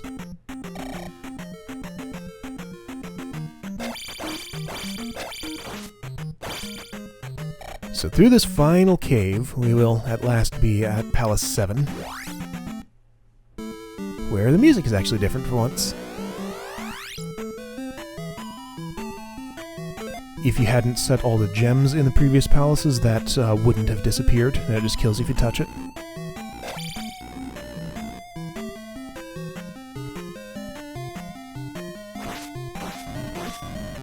Those enemies are something I need to learn to deal with better. They take 12 hits at attack 6, and it's very hard to get past them without taking damage. I think I take a bunch of damage and then skip through this one. So I'm already down half my life. There are ways to do it, but I haven't practiced them enough to be able to do them consistently yet.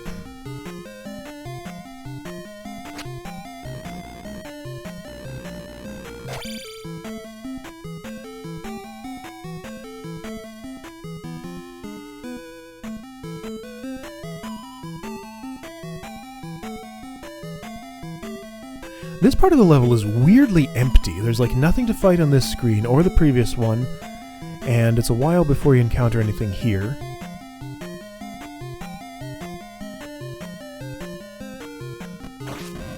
That's just one of those guys. It was a little easier to skip in that spot because you can knock him against the wall, and while he's taking damage, you can walk through him and get away. So here I kill those things, and they'll leave me alone for a little while, but they'll be back.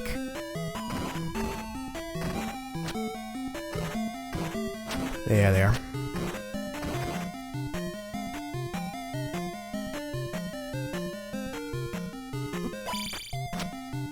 Those are like nastier jumping blue iron knuckles. You just don't want to tangle with them, so I skip everyone I encounter. And that's only the red version. There's a blue version that's even nastier.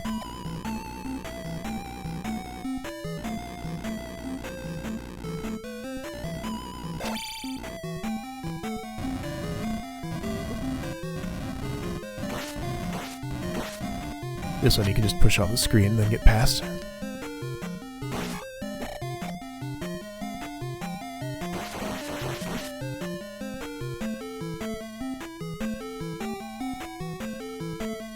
There's actually a magic refill in there, but unfortunately it's not a magic refill, it's an enemy. It can be a magic refill if you're lucky, but it's just chance whether it is or not. Notice that those guys are not going down one hit. Everything in this palace takes more hits to kill than the versions of it in previous places in the game. So there's a blue bird knight. He's there in your face, but there's a way to get past him. You just have to deal with him for a little bit until then.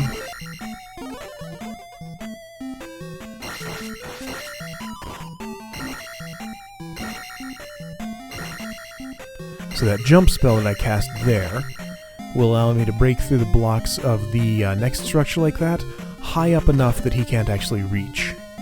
So once I'm up here, I'm kinda safe, like halfway safe from him. He's still throwing swords at me, but he can't actually get to me.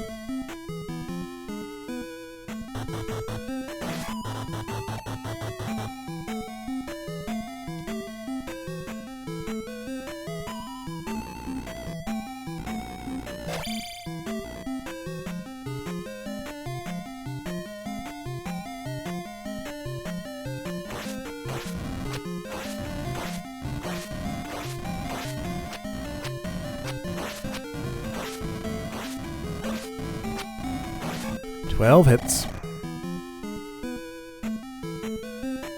I don't know why I stopped to wait for the experience there. I don't need it. I'm not going to be leveling up again.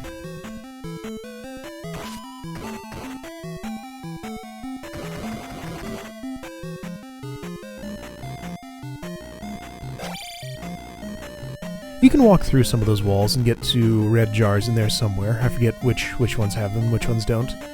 There's a one-up over here that I'm going for, because the plan is to die just before the last boss and be all full for an attempt at him. Because I had only one life as going into this.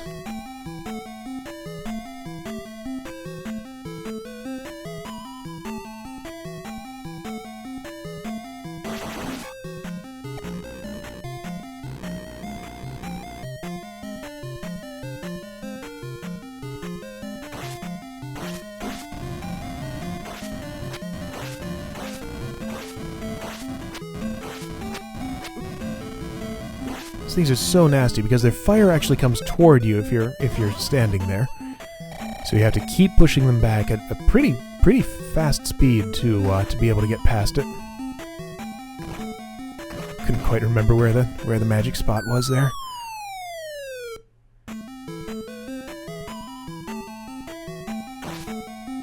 That thing terrified me when I was playing this game when I was younger. It still sort of makes me sweat a little bit. I know, just something about it.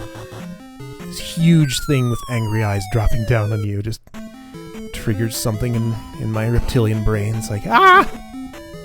There's a red jar in there if you're lucky, but I was unlucky. I go back to attempt it again and hope I get luckier this time, but unfortunately I'm not. And this guy here ends up actually killing me here. I think I might have run into him intentionally to die and refill my meters, so that we can make an attempt at the final boss. We only have one life to do it. And our levels are pretty low, so you'll see how well that goes. So Thunderspell makes him vulnerable, and it's just a matter of dodging his fire, jumping up and hitting him in the face. Lots of times because I only have attack 6.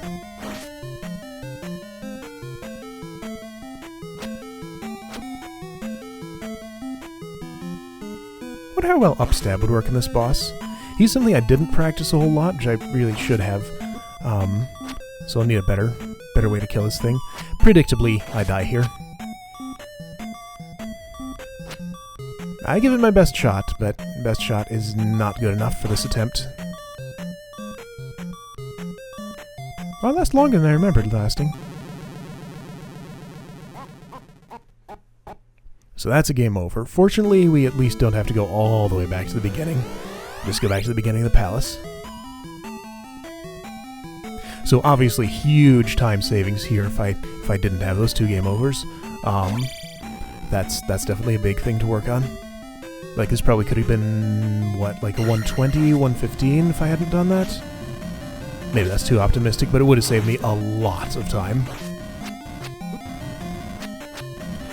And this bastard takes most of my life because I'm trying to do something tricky to get past him, but after I'm nearly dead, I change my mind and just fight him properly.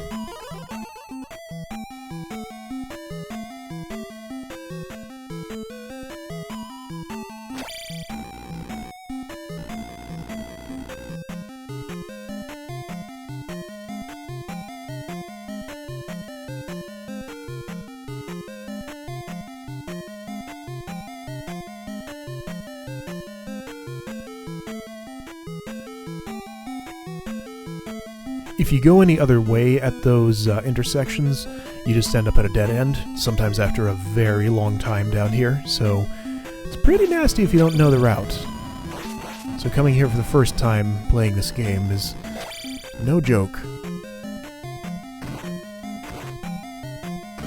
It's no wonder it's the one place in the game that starts you back at the beginning when you game over, because otherwise you'd have to go through the Valley of Death every time, which is likely to game over you anyway, like it did once for me in this run. So that would have just probably ended everybody's run there.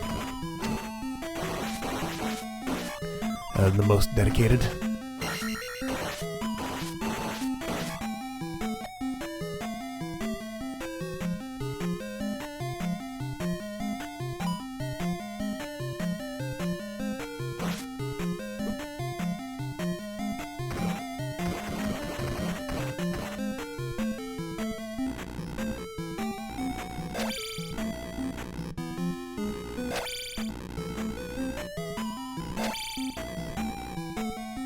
Hitting the wall like that technically does save some time, because it moves me over to the side of the elevator closer to where I'll be going, but it's such a negligible amount that I often don't bother.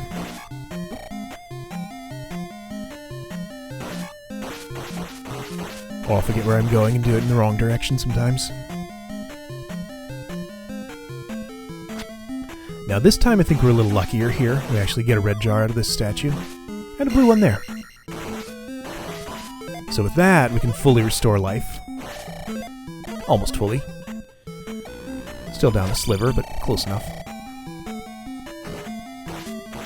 because one red jar will exactly will give you exactly as much as you have in your magic meter. So if you're casting spells while it's filling up, it'll stop at some point. That's different from the NPCs in towns that restore your magic. If you've talked to one of them, it'll go all the way up to the top no matter how many spells you cast in between. I think. I've never really tested the limits of it, but I've definitely cast more than a full magic bar before, and it's restored all the way.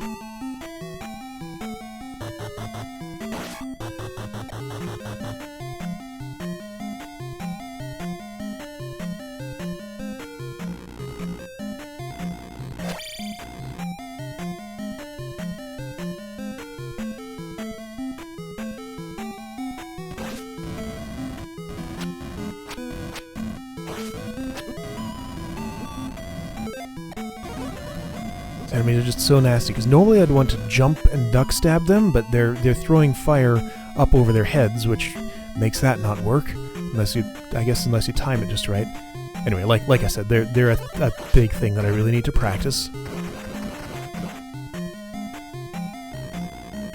The dragon boss in Palace 6 is the only thing I've put in a whole lot of time practicing, and you saw how well that went. This is something I decided not to take the previous time through here, so that's a one-time life refill. This whole section of the dungeon here is just sort of a break from the rest of it, because you get a one up to the left, a fairy to the right, and kind of relax just a little bit. No particularly tough enemies, just bots around.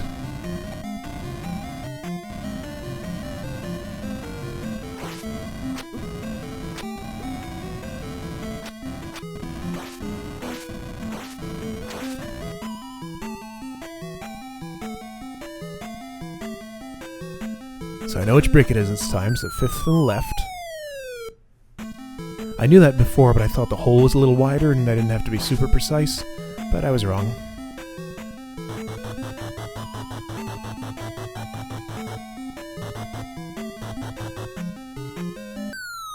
If you go to the right, it's also a dead end, you just have to know to jump down there. Much better luck this time. So we won't have a full life bar, but at least we'll have a full magic bar, which actually at Magic 7 is required for casting the 3 spells I need here. Technically I guess you only need Thunder, but Shield and Jump help a huge amount. I don't think I could do this fight without them. And you see I'm totally empty now.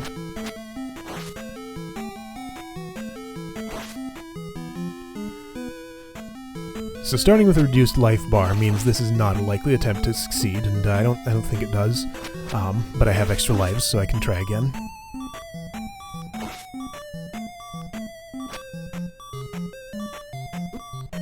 Yeah, one more try and then we get it.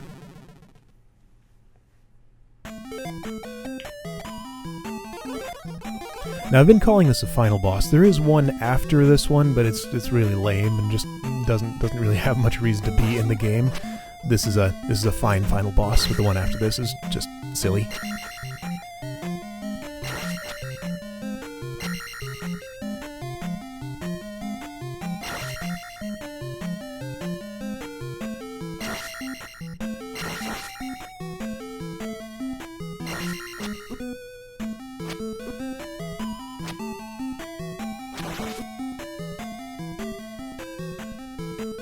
You can see he's spewing out fire faster the more damage it takes, so it gets a lot harder to dodge in later parts of this.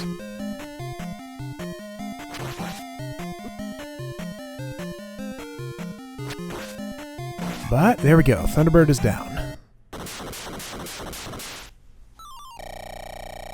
For some reason he gives you a whole bunch of experience. I don't know why you'd ever want to level up at this point, because this next boss really isn't a threat once you figure him out. He's very gimmicky.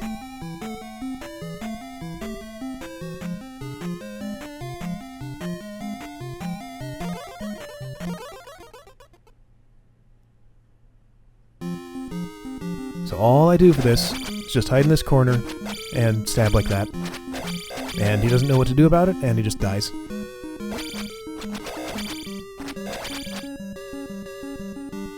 It takes him a little while to decide to approach me, but once he does, no problem. And that's time.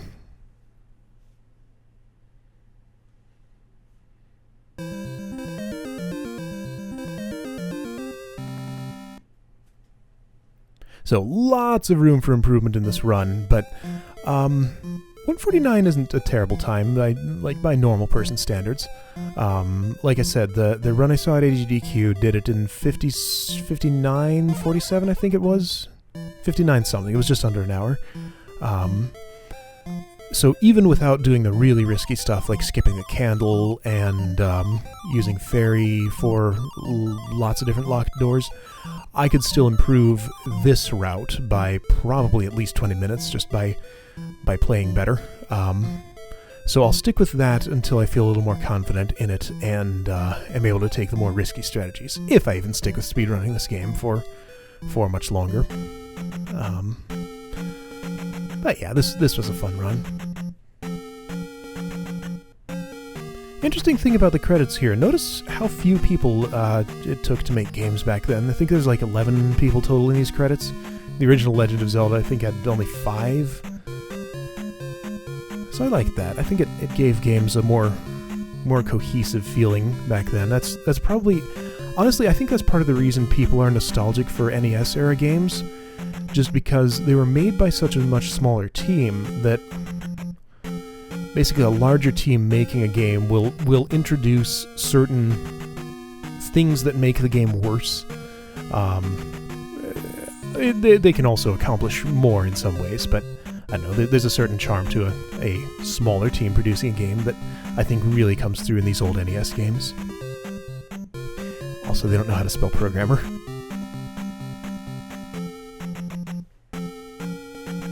Anyway, that's Zelda 2. If I get significant improvements to this time, I might post more of these. It's not going to be a very frequent thing, but if it happens, I'll show you guys.